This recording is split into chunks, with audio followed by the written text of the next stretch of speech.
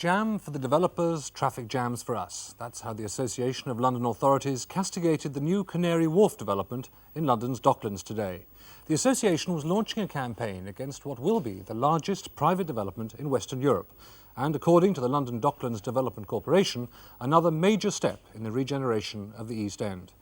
The remit of the LDDC spreads out from the old Isle of Dogs, where Canary Wharf will be sited, to cover an area of 8.5 square miles on both sides of the Thames. Hundreds of millions of pounds, most of it private sector money, have already been poured into the area, and the results are often spectacular. But as Martin Young reports, so is the local opposition. Empty, abandoned quaysides. Yet all around them, new businesses looking for new opportunities. David, if you are looking for about 100,000 square feet, then there are a number of options here right in the middle of the enterprise zone, and at about £15 to £16 a square foot. It's really a very competitive deal. The London Docklands Development Corporation are in the selling game, selling what is effectively a new town in the centre of a city. So a remarkable selection of properties, and if you are in the enterprise zone, then you're not paying rates until 1992, which does help the old cash flow in the initial years at least. The old cash is flowing throughout the vast area controlled by LDDC. Docklands is revitalising the whole region to the east of the City of London, and promising indeed to become an extension of the city itself in due course. Investment is currently running at nearly £1.5 billion, and over 650 companies have answered the call to go east in the past 5 years. What we hope to do over perhaps a 10-year period is to transform this area away from being London's backyard into being one of the best developed, most exciting, most high-income, productive areas of the country. The grey water that once lapped against deserted wharves is now called desirable river frontage. Almost 4,000 new homes have been built on LDDC land in the last 5 years. I think what we're really trying to achieve is a much wider variety of housing in styles and in types, offering a much broader choice to people. What we want to see is people choosing to come and live in Docklands, not having to resort to leaving it because there isn't the choice that they need.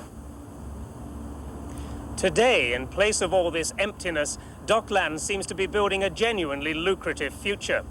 So the idea of a committed opposition to all this new investment seems remote and bizarre.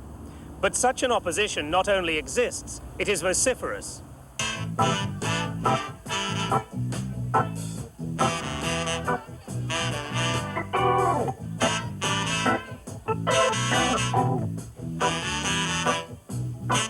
No matter what they do to us, no matter what they say, we'll keep fighting for our rights like we did yesterday. We won't go away, we're here to stay. We're not gonna give up now. It's our kids' futures we're fighting for, and we're gonna show you how. The tough cookies evoke an image of brave EastEnders fighting the Blitz. They're locals who feel they've been steamrollered by big city interests. We're people who've lived in this community for a long time. Most of the people who live in this area were born here and have lived here. And we just feel that our needs aren't being taken into consideration at all. The only people that the LDDC care about are the private developers and speculators who are making a lot of money out of Docklands, and we're not getting anything out of it. Docklands Forum. Fear of change, fear of infiltration by the City of London has created the Docklands Forum, an amalgam of several pressure groups who speak for the disaffected local community. But how can they complain about this high level of investment? It's absolutely right that there is a lot of money being put into the area, but it's not going to benefit local people. And in fact, it's having an adverse effect because local industry is being driven out. Cooper's metals have all the virtue and all the vice of traditional East End industry. It may be dirty work, but it does employ a dozen local, unskilled workers. Cooper's is being compulsorily purchased by LDDC to make way for an attractive riverside development. 12 locals could soon be on the dole. And other firms are similarly threatened. I've been here since the start and I've seen the business come along and grow to the size it is now.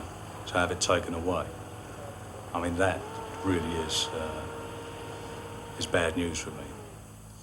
The fact they haven't offered us an alternative site also makes it worse, because my men, it's been very difficult to get the men motivated into working properly. 12 jobs may be lost, but LDDC is confident that thousands will be created.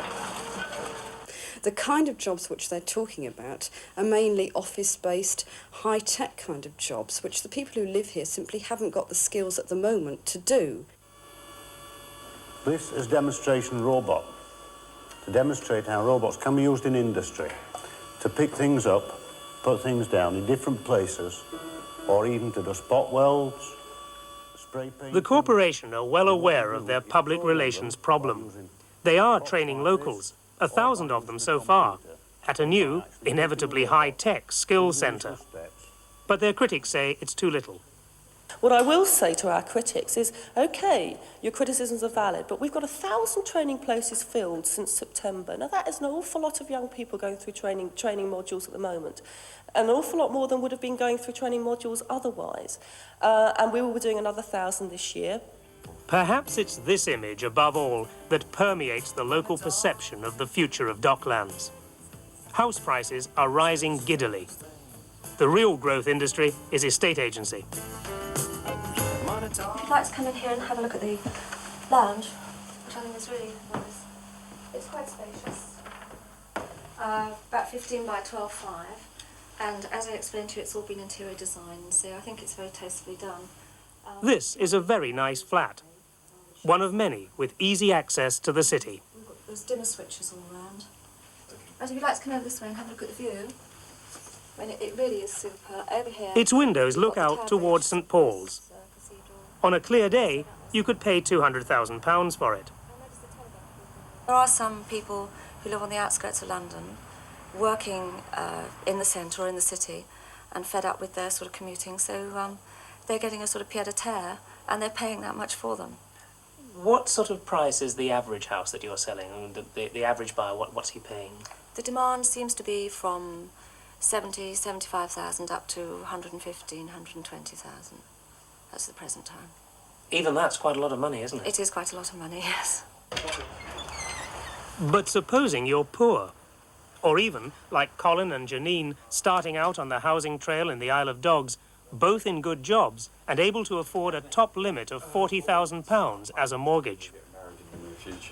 To be quite frank with you, the situation with the Isle of Dogs at the moment is that the prices are increasing so rapidly that 62, as I say, is what they start at, and the chances of getting anything coming on the market much under that is very, very slim indeed, virtually nil. Just have to look outside.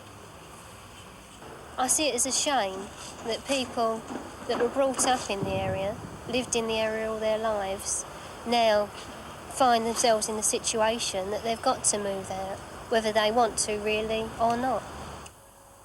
LDDC have been able to provide a significant proportion of cheap houses. But inevitably, these have been built in the poorer areas of Docklands, like Beckton to the east. Colin and Janine are unfortunate enough to be natives of the Isle of Dogs, the part of Docklands which is attracting the big city money. And they can't even get a council house there. I think they must look further afield than the Isle of Dogs if they're looking to buy outright.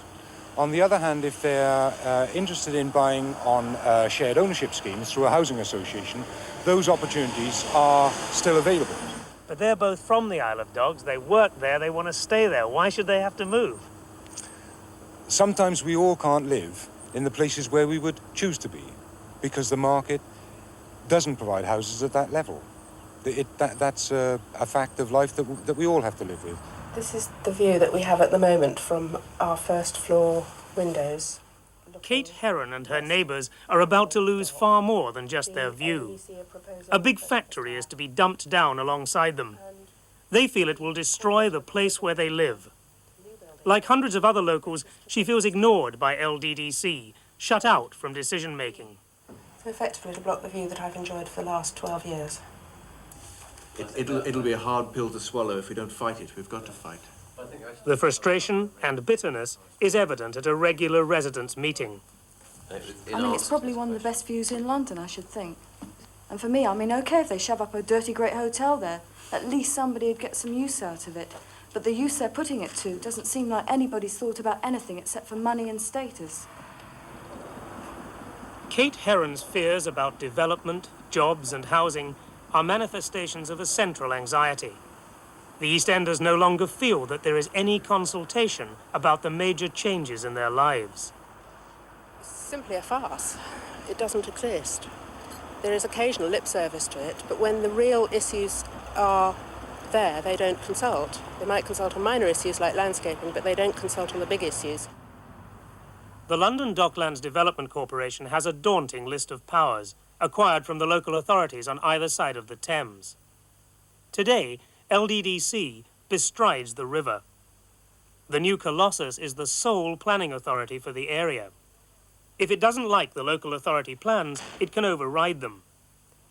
In part of Docklands, it can sanction any development it deems fit, with no appeal, no public inquiry. And the LDDC exercises this formidable armoury in private. Board meetings are closed to the public.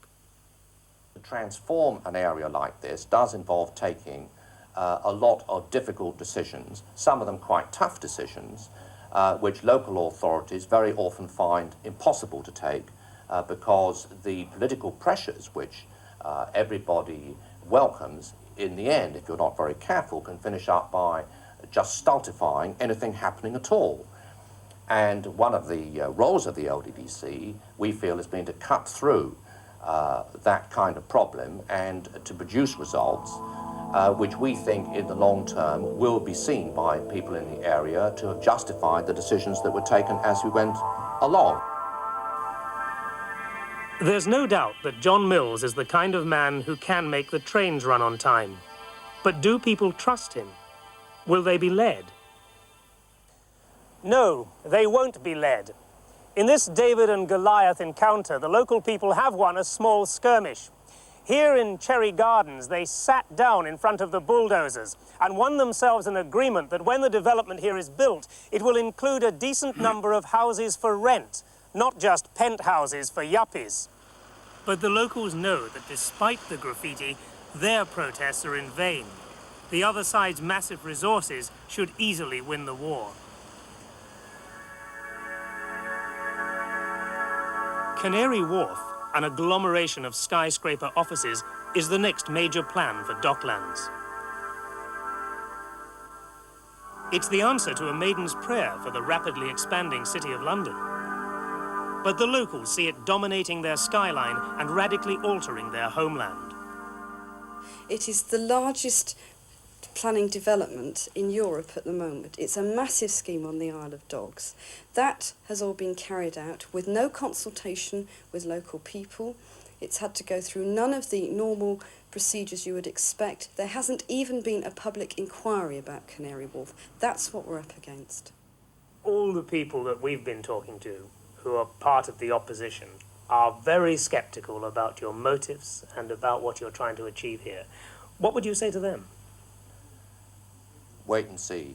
Just wait and see. There's no doubt that the new colonisers of Docklands want to recreate the money machine which once invigorated the East End of London. But in doing so, they are convincing the local people that the only thing that glitters is gold.